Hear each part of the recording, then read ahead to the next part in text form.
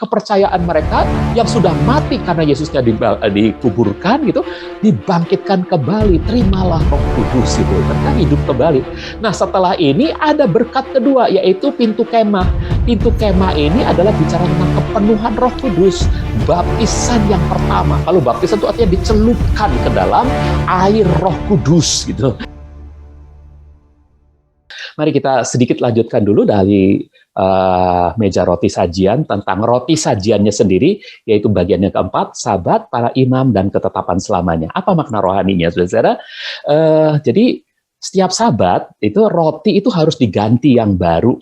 Imamat 24 ayat 8, setiap hari Sabat, imam harus selalu menata roti-roti itu di hadapan Yahweh. Itulah perjanjian selamanya yang diperoleh dari Bani Israel. Nah, apa artinya, saudaraku? Ini punya makna bagi kita bahwa kontinuitas firman sebagai santapan harian. Roti sajian itu adalah firman, ya. Itu santapan harian bagi para imam, dan kita adalah imam-imam, ya, dalam perjanjian baru kita adalah para imam. Itu santapan harian kita, tidak pernah putus, saudara, ya.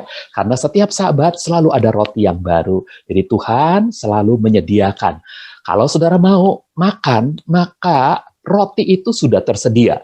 Tinggal bergantung bagaimana saudara, apakah sedia memakannya atau justru saudara malas-malasan membaca firman Tuhan, merenungkan firman. Nah, oke. Yang kedua, saudara-saudaraku, mengenai Sabat ini, ya, meja roti sajian tidak pernah kosong, ya. Bahkan pada waktu diusung sekalipun. Kita pikir kalau dia diusung, rotinya itu harus diangkut dulu. Tidak, Bilangan 4 ayat yang ke-7 mengatakan, mereka juga harus membentangkan kain nila di atas meja sajian, kemudian di atasnya ditaruhlah pinggan-pinggan, mangkuk-mangkuk, cawan-cawan pengorbanan, kendi-kendi persembahan curahan, dan roti yang harus selalu ada di sana. Saudaraku, itu apa maknanya, saudaraku? Padahal waktu diangkut itu bisa goyang-goyang kan, tapi karena ditutup oleh tudung tadi, dan pasti dengan hati-hati meja roti sajian itu diusung. Nah ini maksudnya apa? Kenapa roti itu harus selalu ada, tidak pernah kosong dalam meja? Begitupun hati kita, hati setiap kita, itu kita seperti meja roti sajian. Loh, hati kita itu seperti meja roti sajian. Jangan pernah kosong dengan firman. Saudara harus selalu siap untuk memberitakan firman. Bagaimana saudara bisa mengatakan firman kalau di hati saudara tidak dipenuhi firman? Yang keluar dari mulutmu itu berasal dari hatimu, saudara-saudara. 2 Timotius 2 Timotius 4 ayat yang kedua mengatakan, beritakanlah firman, bersiap sedialah sesuai waktu atau di luar waktunya. Tempelaklah, tegurlah, nasihatilah dengan panjang sabar dan pengajaran. Oh iya, saudara-saudara yang baru pernah ikut, ini adalah ayat-ayat yang saya ambil dari bahasa Indonesia Lugas, ya. Nanti kalau ada dari LAI, TB, saya akan beritahu. Kalau ada yang diambil dari ILT, saya akan beritahu. Oke, tapi semuanya ini dari bahasa Indonesia Lugas, ya. Oke, nah saudara-saudaraku, kemudian kita bicara tentang Sabat sudah selesai, tentang para imam dalam kaitan dengan roti sajian. Para imam. Ini bukan orang sembarangan, saudaraku. Ini adalah orang-orang pilihan dari orang-orang Lewi. Ya, mereka adalah keturunan Harun. Nah, makan pun di tempat yang kudus, bukan di tempat sembarangan, saudara. Makan roti itu harus di tempat kudus, tidak boleh di tempat sembarangan. Itu apa maknanya bagi kita, saudara-saudaraku? Bagi kita itu adalah orang-orang yang dipercaya firman. Kita dipercayakan firman oleh Tuhan. Saudaraku, orang percaya Tuhan itu banyak, tapi orang yang dipercaya oleh Tuhan itu sedikit, saudara-saudara. Nah, saudara-saudara harus tahu bahwa saudara-saudara adalah orang-orang yang dipercaya oleh Tuhan untuk mengemban firman, ya. Jadi firman itu untuk diapakan? Untuk diberitakan. Jadi kita adalah orang-orang yang dipercaya oleh Tuhan untuk mengemban firman yang harus kita beritakan. Kita adalah imam-imam dalam perjanjian baru. 1 Tesalonika 2 ayat yang keempat mengatakan, tetapi sebagaimana oleh Tuhan, oleh Elohim, kami telah didapati teruji untuk dipercayakan Injil, maka begitulah kami telah berbicara, tidak untuk menyenangkan manusia. Saudaraku, hati-hati waktu memberitakan firman, bukan untuk menyenangkan manusia, tetapi untuk menyenangkan Tuhan yang menguji hati kami. Nah, Nah, ini saudara-saudara. Jadi kita dipercaya firman untuk kita beritakan pada kondisi seperti apapun.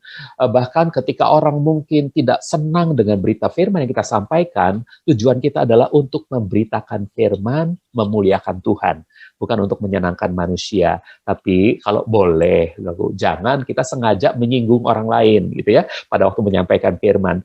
Itu kurang baik. Tentu kalau motifnya ingin menyinggung jemaat, ingin menempelak jemaat, itu tidak baik, saudara-saudaraku. Tapi kalau kita memberitakan firman secara tulus dan jujur, karena memang Tuhan harus menyuruh kita memberitakan firman itu, beritakanlah dengan berani, oke? Kemudian, perjamuan Tuhan itu juga sama. Ini meja roti sajian juga sedang berbicara tentang roti, dan di dalam meja roti sajian pada pelajaran yang lalu kita tahu bahwa ada kendi di sana yang isinya adalah anggur. Jadi di dalam meja roti sajian itu tersaji lengkap roti dan anggur, itu sama seperti perjamuan Tuhan. Itu pun harus dimakan sama seperti roti sajian, harus dimakan di tempat kudus. Jadi perjamuan Tuhan pun harus dimakan dalam tanda petik di tempat kudus, dalam tanda petik. 1 Korintus 11 ayat 28, artinya apa, saudara-saudaraku? Kalau saudara menerima perjamuan kudus, saudaraku, ingat ayat ini. Namun, biarlah orang menguji dirinya sendiri, dengan begitu, biarlah ia makan roti dan minum air anggur dari cawan itu. Sebab siapa yang makan dan minum dengan cara yang tidak layak, ia makan dan minum penghukuman bagi dirinya sendiri. Sebab ia tidak sanggup membedakan tubuh Tuhan. Jadi saudara-saudaraku, ketika saudara mau ambil bagian dalam perjamuan kudus, ingat baik-baik, cepat-cepat basuh kaki. Ya, katakan, basuh aku di dalam darahmu anak domba. Jika saudara layak untuk kembali menyambut tubuh dan darah Tuhan itu tempat kudus, saudara-saudaraku. Ya, itu saudara sedang makan di tempat kudus, artinya ketika saudara cepat-cepat basuh kaki saudara, pengampunan dari Tuhan akan terjadi. Oke? Nah, saudara-saudaraku, kita tidak luput dari banyak kesalahan tentunya, dari kesalahan maksud saya, bukan banyak. Dari kesalahan kita tidak luput. Kadang-kadang pikiran kita, kadang-kadang tindakan kita, dan apapun yang kita lakukan, saudara-saudaraku, seringkali bisa berdosa tanpa kita sengaja gitu, saudara-saudaraku. Oke, saudaraku, sekarang yang C, ketetapan selamanya.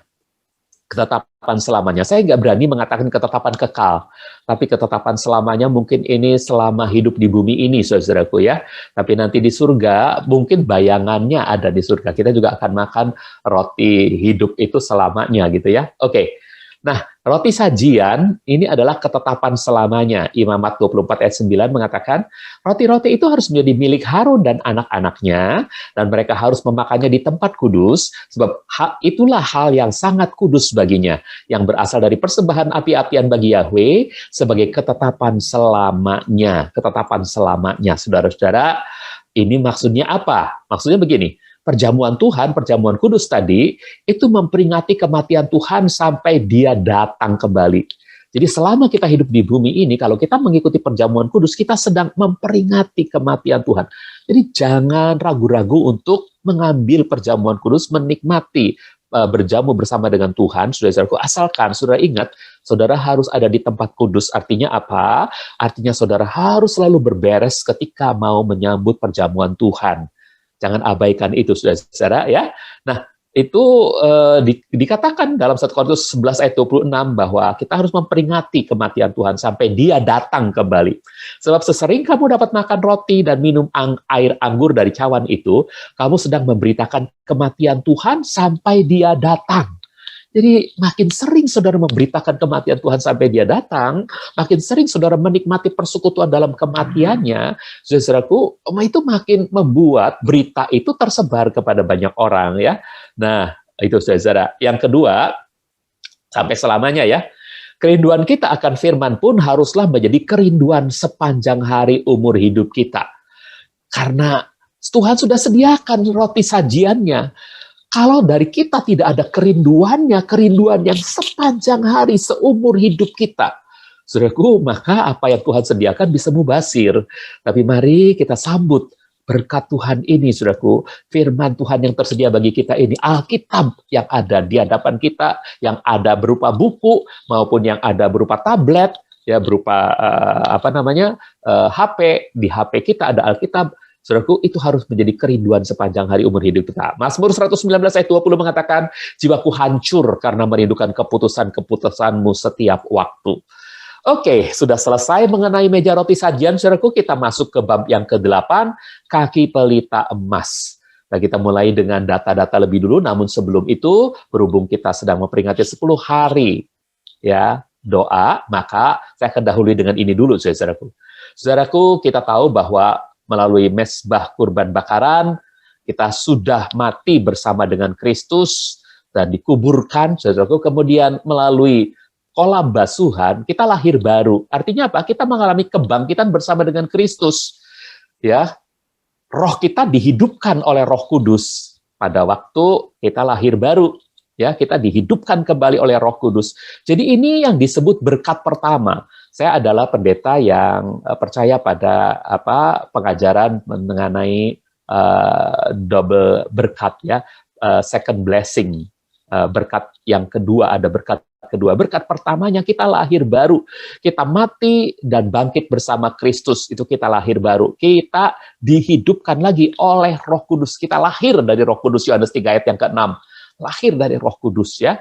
Jadi ada hadirat Roh Kudus di dalam kita, tapi hadirat yang masih dalam bentuk meterai, ya. Meterai itu tidak besar, saudaraku. Efesus 1 ayat 13 ya, saya lupa, Efesus 1 ayat 13 ya, itu berupa meterai. Kita dimeteraikan, kita jadi milik Kristus. Ada hadirat Roh Kudus, tapi hanya berupa meterai. Itu waktu Tuhan Yesus menghembuskan nafasnya kepada para murid yang ada di ruang tertutup. Terimalah Roh Kudus, itu adalah tanda meterai yang pertama. Itu bukan kepenuhan Roh Kudus, tapi Tuhan tidak sembarangan ngomong terimalah Roh Kudus, baru kemudian 10 hari kemudian mereka terima Roh Kudusnya. Bukan. Pada waktu itu juga mereka terima Roh Kudusnya, artinya mereka lahir baru. Kepercayaan mereka yang sudah mati karena Yesusnya dikuburkan gitu, dibangkitkan kembali. Terimalah Roh Kudus gitu. Mereka hidup kembali. Nah, setelah ini ada berkat kedua, yaitu pintu kemah. Pintu kemah ini adalah bicara tentang kepenuhan Roh Kudus. Baptisan yang pertama. Kalau baptisan itu artinya dicelupkan ke dalam air Roh Kudus gitu, ke dalam area Roh Kudus. Jadi mengalami kepenuhan sepenuhnya. Tadinya botol aqua itu ada sedikit isinya, itu udah jadi air aqua, kemudian sekarang dicelupkan ke dalam air aqua yang ada di dalam bak itu, sepenuhnya penuh gitu. Nah, itu yang disebut berkat kedua. Nah, saya sangat percaya itu, saudaraku. Jadi, kita sedang memperingati ini. Dan setelah kita ada di ruangan kudus, dipenuhi Roh Kudus, apa yang terjadi, saudaraku? Maka di ruang kudus itu ada 3 peralatan di sini, ada mezbah dupa, ada meja roti, yang ini belum dibahas dalam PA kita, yang sini sudah, ya. Tapi sekarang kita sedang beranjak pada membahas kaki dian, kaki pelita dengan pelita yang menyalanya. Dan ini ketika terang menerangi seluruh ruangan ini, saudara-saudaraku. Ruangan ini tadinya gelap, tapi ketika diterangi, ini ceritanya nggak terbuka ya tabirnya tertutup ya.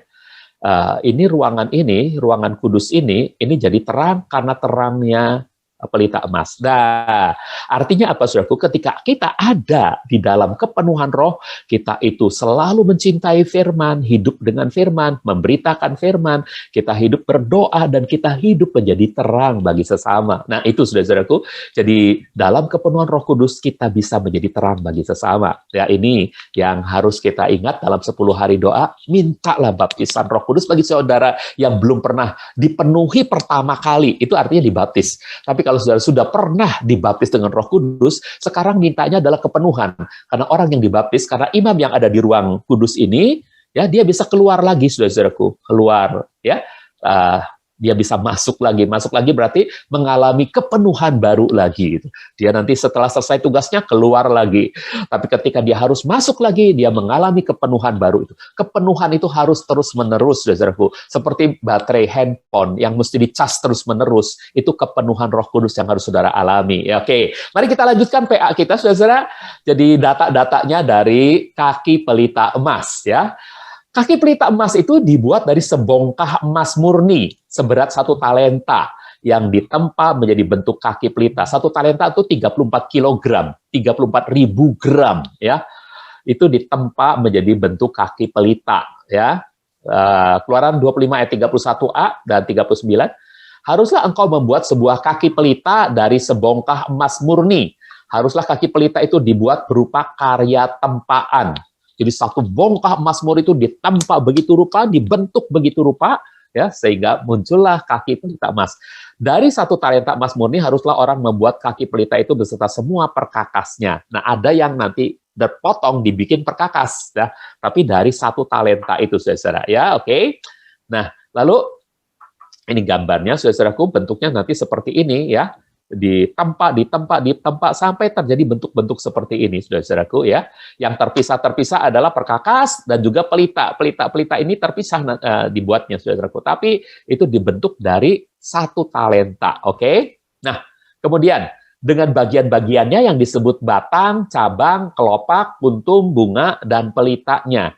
Itu pelitanya itu sendiri. Nah, dalam Keluaran 25 ayat 31b, baik batangnya, cabang-cabangnya, kelopak-kelopaknya, kuntum-kuntumnya maupun bunga-bunganya haruslah berasal dari bongkahan yang sama. Lalu haruslah engkau membuat 7 pelita untuknya. 7 pelita juga. Oke. Nah, jadi saudaraku ada nama-nama bagiannya. Coba kita lihat bagian-bagiannya, saudara, ya. Kita lihat ini dulu, saudaraku. Apa sih yang disebut kelopak? Kelopak bunga adalah yang ini. Berarti ini juga kelopak, ya. Oke, ini juga kelopak, ya. Ini juga kelopak, ya. Tetapi kuntum itu adalah yang ini. Bunga yang belum mekar. Ini kuntum. Ini kuntum. Oke. Jadi di dalam kuntum itu ada kelopak juga, ya.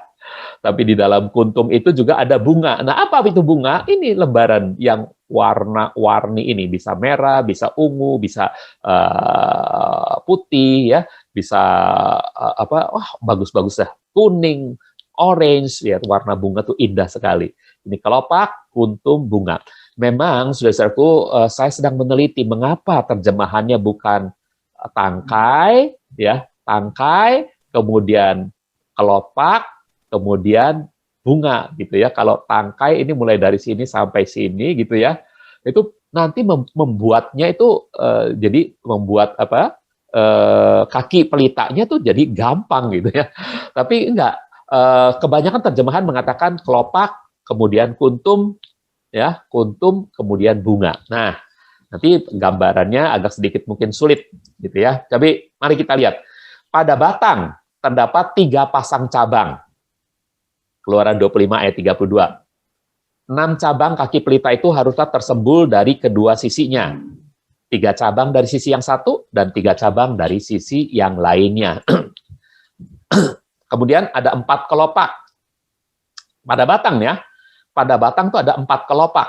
Ada 4 kuntum, ada 4 bunga, dan ada 1 pelita. Keluaran 25 ayat 34. Pada batang kaki pelita itu sendiri haruslah ada 4 kelopak, ya, seperti bunga badam, dengan kuntum-kuntum dan bunga-bunganya. Jadi kalau ada 4 kelopak, berarti kuntumnya juga ada 4, bunganya juga ada 4, gitu ya. Itu pada batangnya. Oke? Sedangkan pada setiap cabang terdapat 3 kelopak, 3 kuntum, dan 3 bunga. Dan masing-masing 1 pelita, ya. Keluaran 25 ayat 33. Ya. Pada setiap cabang harusnya terdapat 3 kelopak seperti bunga badam dan kuntum-kuntum dan bunga-bunganya, jadi 3 kuntum, 3 bunga. Demikianlah dengan ke-6 cabang yang menyembul dari kaki pelita itu. Masing-masing mempunyai 3 kelopak, 3 kuntum, dan 3 bunga. Oke, nah sekarang ini dia. Ini bentuknya, saudaraku. Apa yang disebut batang? Ini dia batang. Yuk, pada batang katanya terdapat 4 kelopak, ya, 4 kuntum, 4 bunga, 4 kelopak, 4 kuntum, 4 bunga. Ini 1, 2, 3, 4, ya, ada 4. Tapi pelitanya ada 1, itu pada batang. Oke, pada batang terdapat 3 cabang dulu. Sorry, jelaskan 3 cabang dulu. Pada batang ada 3 cabang. Sorry.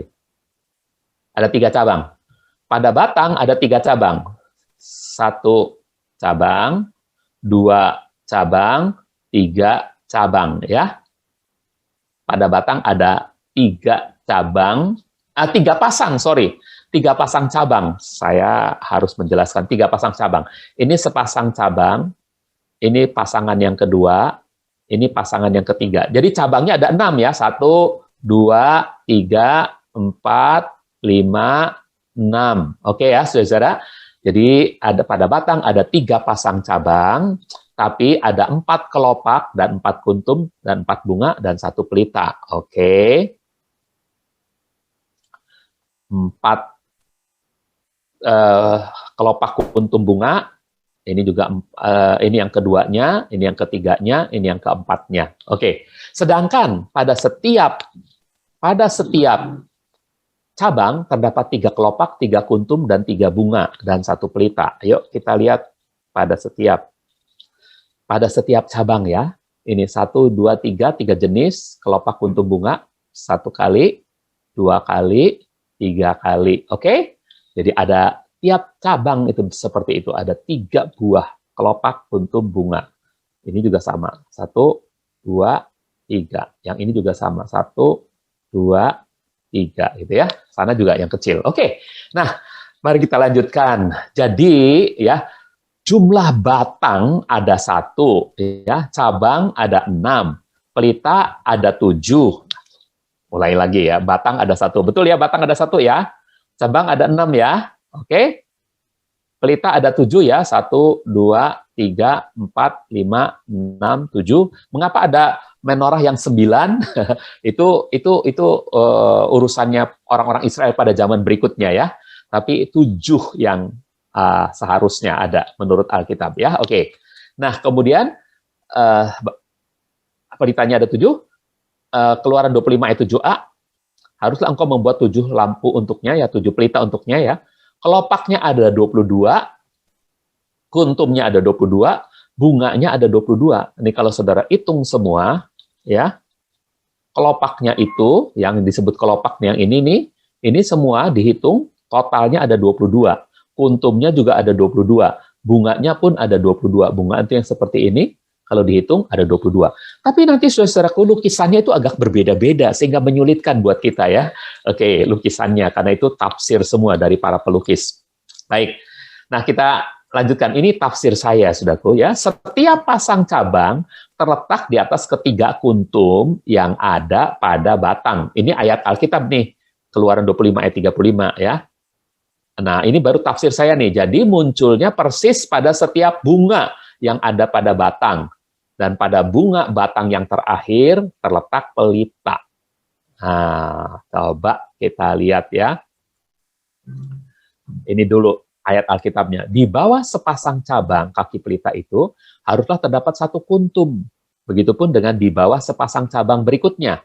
Dan sepasang cabang berikutnya lagi sesuai dengan ketiga pasang cabang yang menyembul dari kedua sisi kaki pelita itu. Gambarnya ada nggak sih? Nah, ini dia. Jadi di bawah sepasang cabang, ini sepasang cabang, di bawahnya itu harus kuntum, saudara-saudaraku. Kalau di bawahnya adalah kuntum, berarti setelah kuntum adalah bunga. Berarti yang berbatasan dengan sepasang cabang ini adalah bunga. Oke? Ya. Jadi di bawah pasangan kedua juga kuntum. Nah, jadi pasangan kedua letaknya berbarengan dengan bunga. Oke? Kemudian di bawah pasangan cabang yang ketiga itu juga ada kuntum. Berarti pasangan cabang yang ketiga ini letaknya adalah berbarengan atau sejajar dengan bunganya. Kemudian di atasnya kembali habis bunga, kelopak, kuntum, dan bunga lagi. Di atas bunga inilah baru pelita. Ya. Jadi di atas bunga yang terakhir ini baru pelita. Di atas bunga yang terakhir ini baru pelita. Di atas bunga yang terakhir ini baru pelita, gitu ya.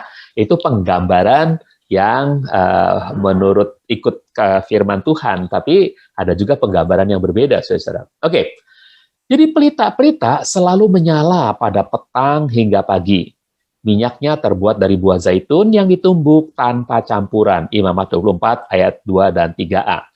Perintahkanlah kepada Bani Israel agar mereka membawa kepadamu minyak zaitun tumbuk yang murni untuk pelita, sehingga lampu dapat menyala terus-menerus di hadapan Yahweh Harun harus terus-menerus dari petang sampai pagi menjaga nyala lampu-lampu yang ada di depan tabir kesaksian di dalam kemah pertemuan.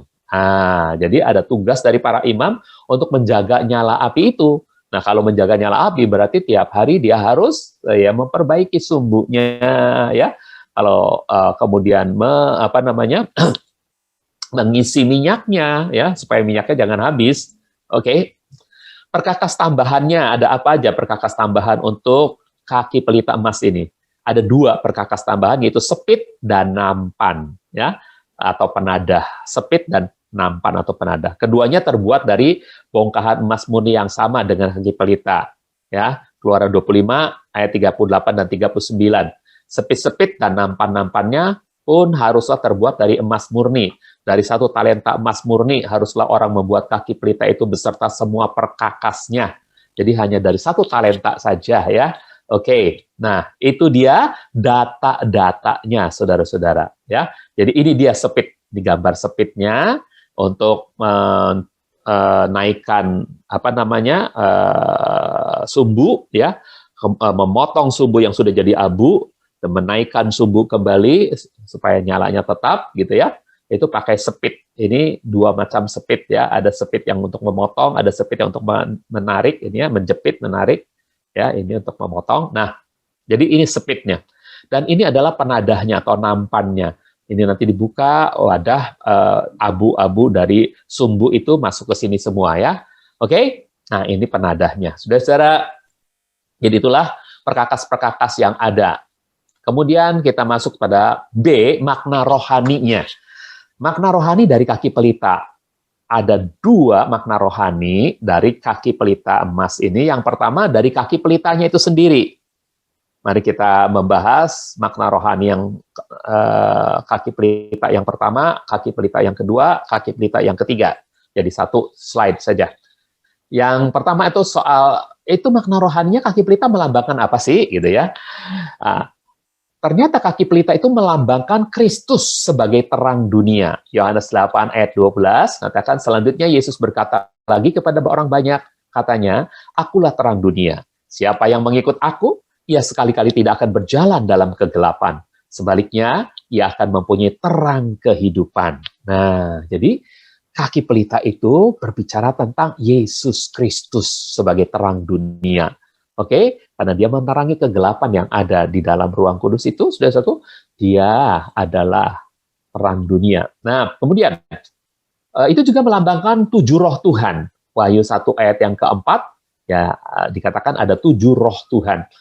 Dari Yohanes kepada ke-7 gereja di Asia, anugerah dan damai sejahtera bagimu, dari dia yang ada, yang telah ada, dan yang akan datang, dan dari ke-7 roh yang ada di hadapan tahtanya. Rohnya huruf besar, ini roh Tuhan ya, ke-7 roh Tuhan yang ada di hadapan tahtanya. Itu makna yang kedua ya. Makna berikutnya C, melambangkan gereja Tuhan juga. Jadi kaki pelita itu melambangkan gereja Tuhan. Kaki pelita emas dalam tabernakel itu melambangkan gereja Tuhan. Jadi kaki pelita emas melambangkan 3 hal. 1, Kristus. 2, 7 roh Tuhan. 3, gereja Tuhan. Matius 5 ayat 14 mengatakan, kamu adalah terang dunia. Hai gereja, kamu adalah terang dunia. Amin. Sebuah kota yang terletak di atas gunung tidaklah mungkin tersembunyi. Saudara-saudara. Jadi kita itu diawasi, kita itu dilihat. Oke, kita betul-betul diperhatikan oleh orang-orang sedunia ini. Nah, kita harus jadi terang bagi mereka. Oke. Nah, kemudian bicara pengertian yang kedua, makna rohani yang kedua adalah kita sedang membahas dan akan membahas tentang sebongkah emas murni.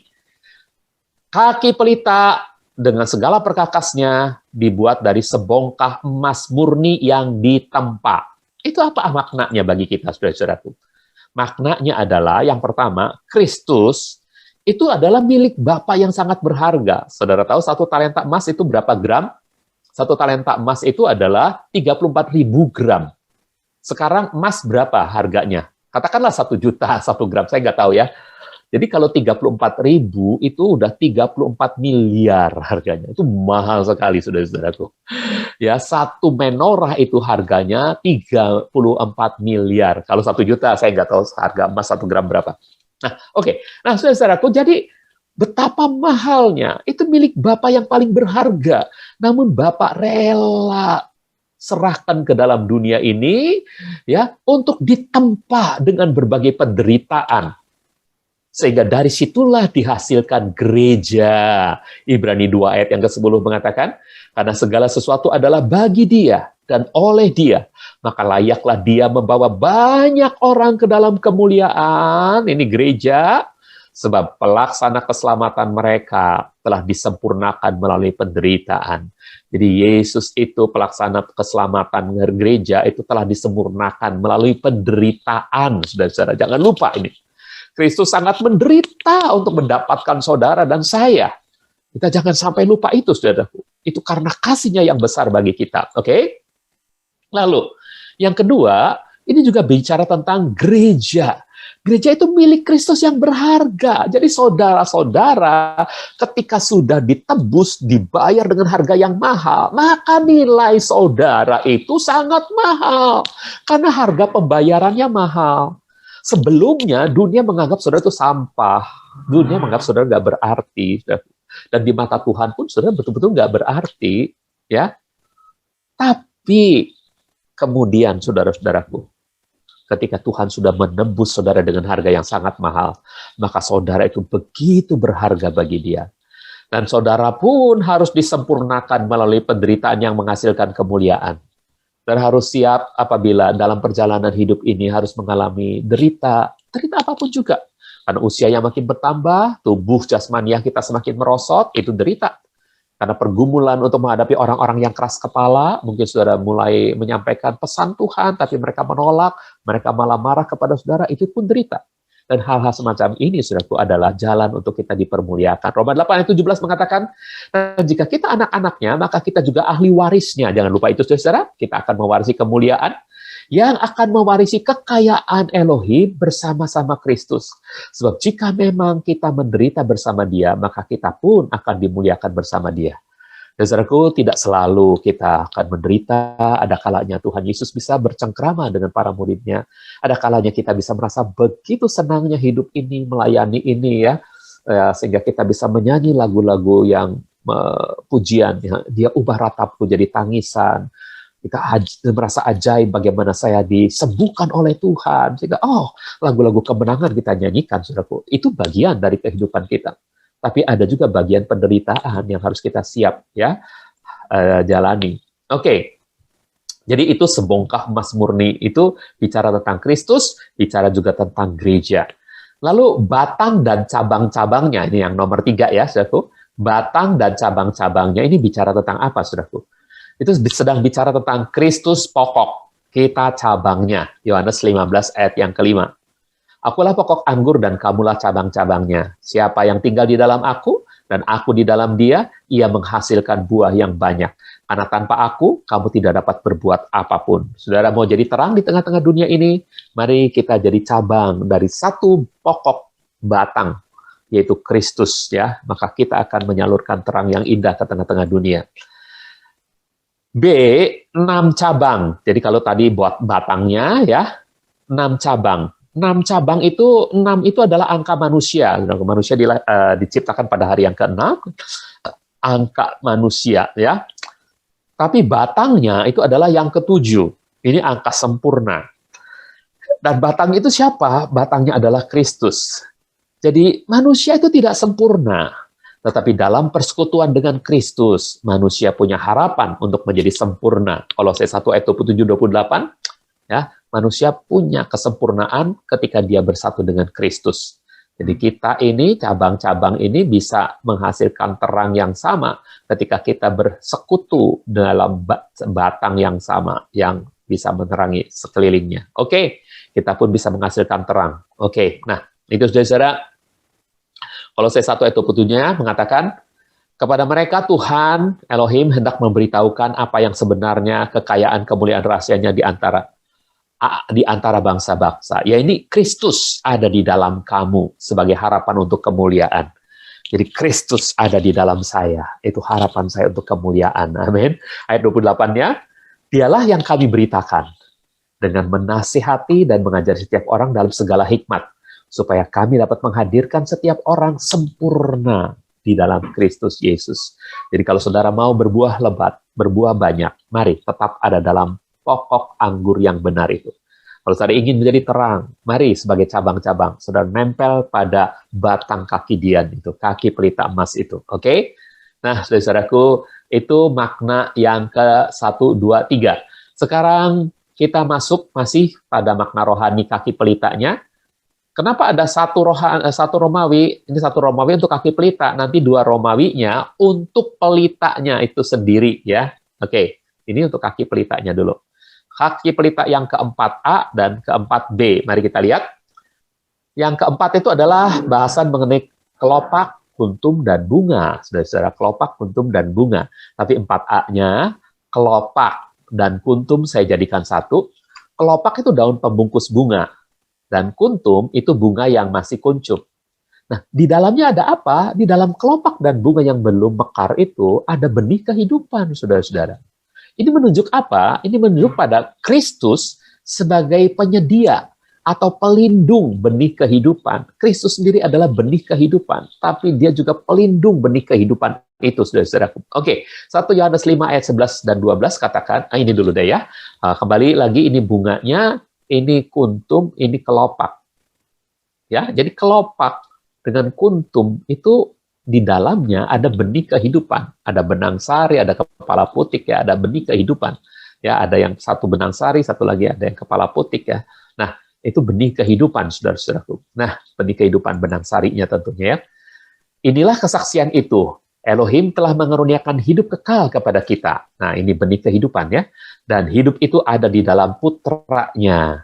Siapa yang memiliki putra, ia memiliki hidup. Siapa yang tidak memiliki putra Tuhan, putra Elohim, ia tidak memiliki hidup. Nah, saudara-saudaraku, jadi jangan lupa, kelopak dan kuntum ini bicara tentang penjaga atau pelindung benih kehidupan, dan dia juga penyedia benih kehidupan. Kita harus bisa mendapatkan dia, kita harus terbungkus di dalam dia, maka kita mendapatkan kehidupan yang indah. Kemudian, ada 3 kelopak, ada 3 kuntum pada setiap cabang. Pada setiap cabang itu ada 3 kelopak dan 3 kuntum. Nah, pada kita manusia, ada Bapa, Putra, dan Roh Kudus. 3 itu bicara tentang Trinitas, ya. Itu sebagai sumber kehidupan yang selalu menyertai kita, saudara-saudaraku. Ya, 2 Korintus 13 ayat 14 mengatakan, nah ini dia, gambarnya dulu ya, saudaraku. Jadi, pada setiap cabang ada 3 kelopak dan ada 3 kuntum, gitu ya. 3 kuntum, ya, ada 3 kelopak dan ada 3 kuntum, saudara-saudaraku. Oke, nah itu artinya apa tadi? Artinya, saudara-saudara, ya, pada kita manusia, cabang kan itu bicara tentang gereja. Pada kita gereja ada Bapa, Putra, dan Roh Kudus sebagai sumber hidup yang selalu menyertai kita. 2 Korintus 13 ayat 14. Anugerah Tuhan Yesus Kristus, kasih Elohim ini, dan persekutuan Roh Kudus menyertai kamu semua. Jadi ada Bapa, ada Putra, ada Roh Kudus yang menyertai kamu semua. Amin. Nah, sudah itulah benih kehidupan. Kemudian ada 4 kelopak pada batang, ada 4 kuntum pada batang. 4 itu adalah arah mata angin. 4 itu adalah penjuru bumi, keempat penjuru bumi.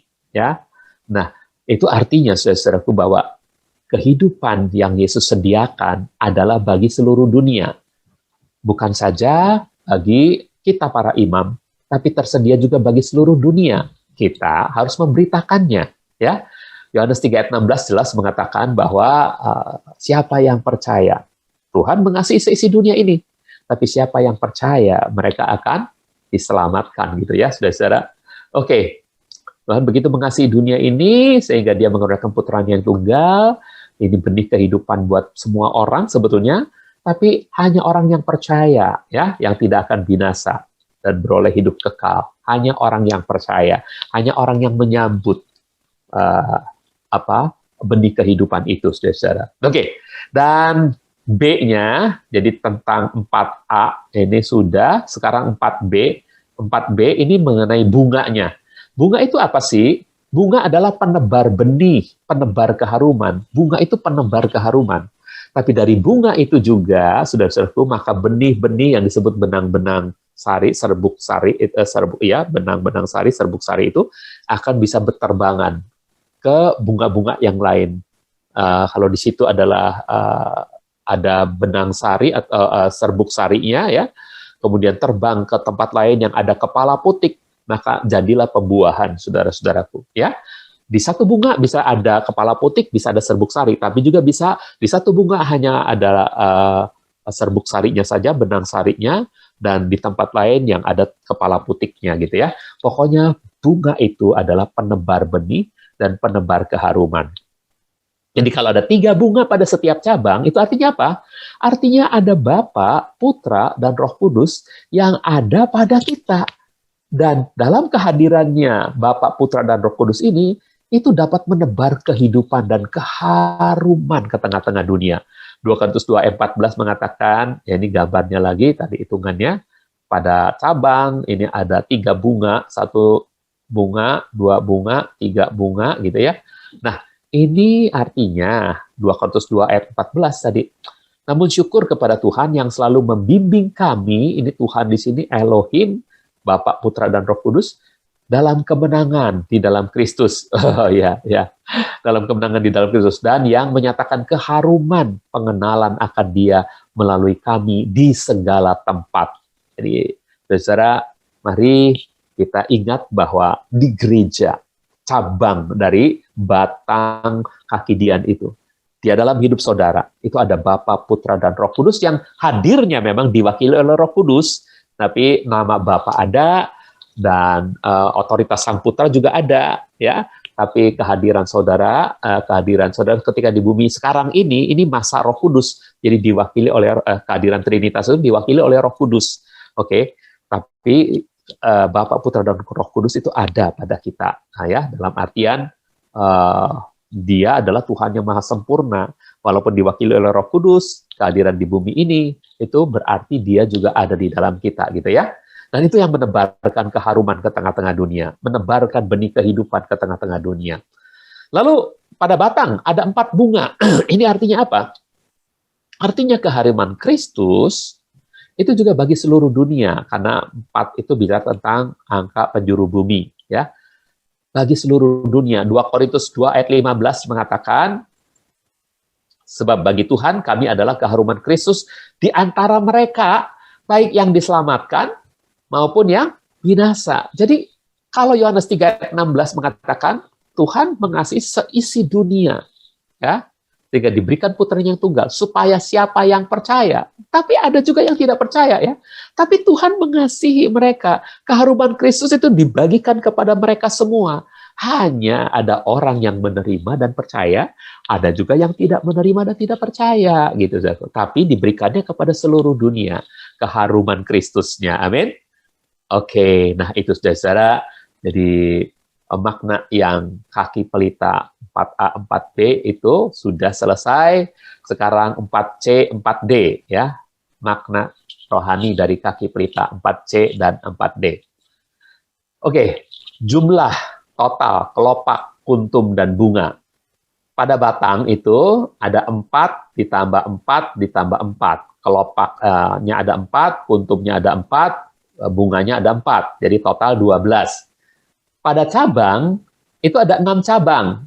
6 kali, kelopaknya ada 3, kuntumnya ada 3, bunganya ada 3. Jadi 6 kali 3 tambah 3 tambah 3, 9, 54.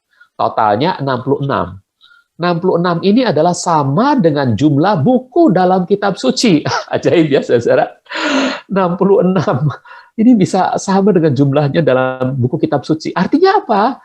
Artinya untuk menjadi pelita dalam dunia ini, hidup kita harus selaras, harus sama dengan kitab suci. Isi kitab suci yaitu firman Tuhan. Mazmur 119 ayat 105 mengatakan, jadi ini nih kalau dihitung jumlahnya ya, kelopak kuntum bunga, kelopak kuntum bunga, kelopak kuntum bunga, kelopak kuntum bunga. Nah, 4 kali 3 aja udah 12 di sini, kelopak kuntum bunga, kelopak kuntum bunga. Ini 1 kali 3, sorry, 3. Nah, kali 3, jadi ini ada 9. Setiap ini 9. Ini 12 ditambah 9 kali 6, 54. Jadi 66, saudara-saudaraku, ya. 66. Firman-Mu itu pelita bagi kakiku, terang bagi jalanku. Jadi saudara-saudara jangan lupa, firman Tuhan itu harus selaras. Bagaimana kita menjadi terang? Maka itu artinya ketika kita hidup selaras dengan firman Tuhan. Hidup kita yang harus selaras dengan firman Tuhan, maksud saya begitu, saudara ya. Sehingga kita bisa menjadi terang, ya. Oke. Nah, kemudian saudaraku ada yang lebih ajaib lagi. Ini ajaib cara ngitungnya, saudaraku, ya. Ini ajaib cara ngitungnya, saudaraku. Sebab apa? Coba nih, 3, ini kan 3, ya. Ini kelopak kuntum bunga. Ini di sini 3 juga kelopak kuntum bunga. Mungkin ini yang disebut kelopaknya kuntum bunga. Ini kelopak kuntum bunga. 3 kali 3 kali 3 itu ada yang di sini ya. Yang di sini 3 kali 3 kali 3 ada 27. 3 3 3 3 3 3 3 3 3 3 3 3 27 ya. Ditambah yang satu yang di batang. 3 3 3 3 12. Totalnya berapa? 39. Sudah tahu apa artinya 39? Perjanjian lama. Betul ya? Nah, yang di sebelah kanan, 3, 3, 3, 3, 3, 3, 3, 3, 3. Berapa totalnya? 27. 27 itu apa, saudara? Buku perjanjian baru. Hebat nggak, saudara? Coba, mulai dari batang ke kiri, ini jumlahnya 39. Buku Alkitab kita perjanjian lama itu 39. Jadi, Kristus itu masih termasuk dalam berita perjanjian lama, dinubuatkan oleh perjanjian lama gitu ya, saudara.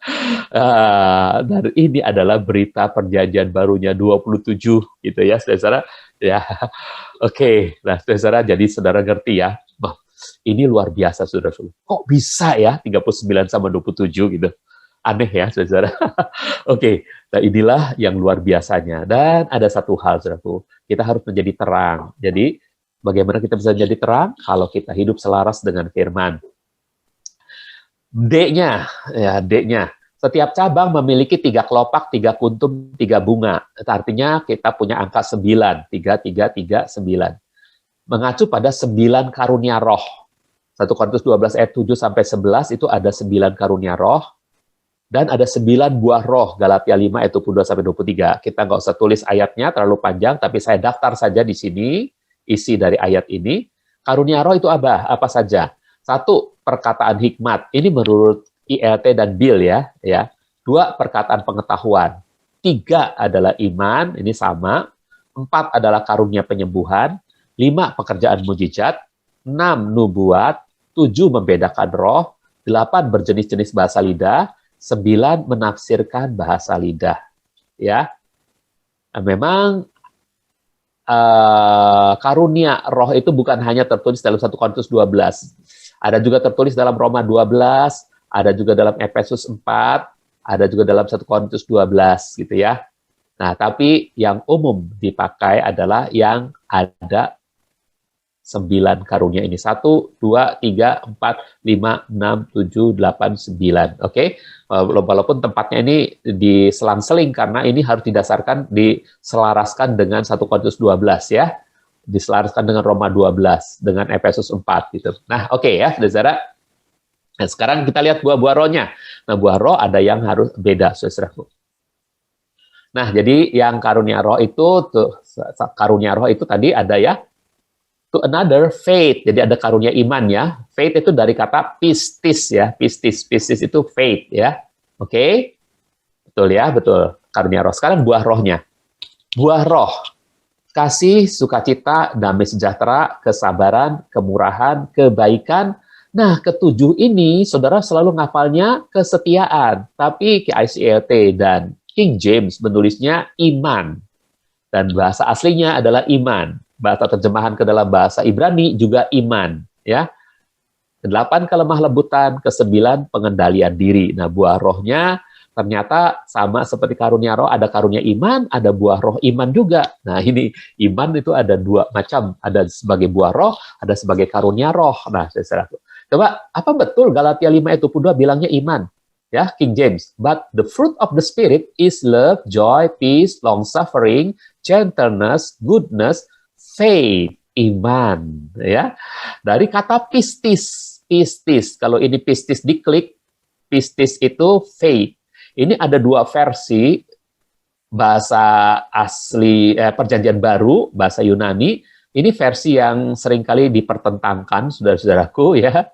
Nah, ini versi yang banyak dipakai oleh LAI, ini versi yang dipakai oleh KSILT, tapi dua-duanya menyebut pistis.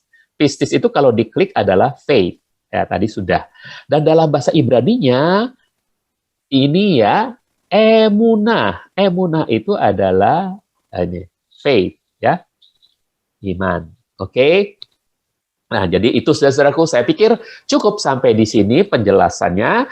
Namun apa yang hendak saya katakan kepada saudara-saudara adalah, mari saudara-saudaraku, dalam rangka kita berdoa 10 hari ini, ayo kita minta kepada Tuhan. Tuhan memberikan kepada kita karunia perkataan hikmat, karunia perkataan pengetahuan, karunia iman, karunia penyembuhan, karunia pekerjaan mujizat, karunia nubuat, karunia membedakan roh, karunia berjenis-jenis bahasa lidah, karunia menafsirkan bahasa lidah. Kita minta sama Tuhan, boleh kok. Nanti Tuhan akan mengaruniakan. Tapi paling sedikit, kalau saudara tes karunia, pasti saudara punya salah satu dari sekian banyak ini. Hanya saudara tidak pernah memanfaatkannya. Jadi, kalau orang sebetulnya punya bakat musik, tapi dia tidak pernah melatihnya, maka dia tidak akan pernah jadi pemusik, saudara-saudara.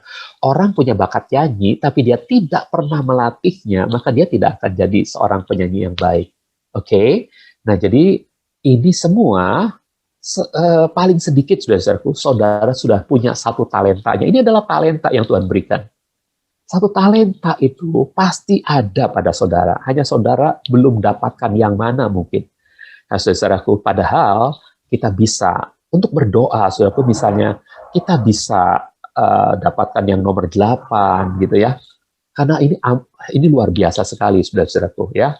Berjenis-jenis bahasa lidah itu, ada bahasa lidah bahasa asing yang kita tiba-tiba bisa mengucapkan tanpa belajar bahasa asing. Itu bahasa Jerman misalnya, tiba-tiba kita bisa, atau bahasa lidah dalam artian bahasa yang begitu saja keluar dari mulut kita yang kita tidak mengerti sama sekali gitu ya.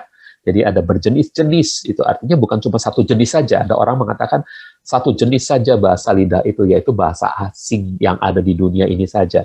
Tapi ini dikatakan berjenis-jenis. Oke. Nah, saudaraku, kemudian mengenai buah roh, saudaraku, ini harus saudara hasilkan.